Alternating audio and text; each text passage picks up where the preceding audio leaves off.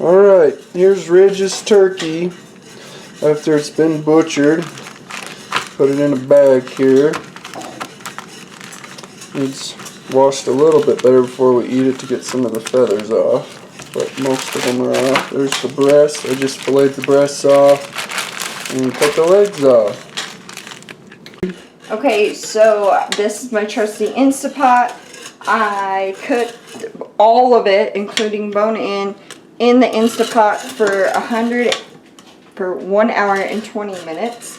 And I used a little bit of chicken broth, a little bit of water, and then I used our favorite seasoning, which is a herb seasoning. I then afterwards pull it off the bone, which you can see how clean cut. You lose like no meat. There's very little waste. And then I use the broth to make a gravy or soups or whatever, but tonight is going for gravy. Alright, here's the meat off the bone. We're having it for dinner here. How's it taste, everybody? Good. Good, especially the heart.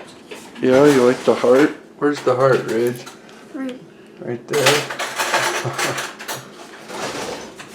Turkey dinner. Ridge's first turkey, huh, bud?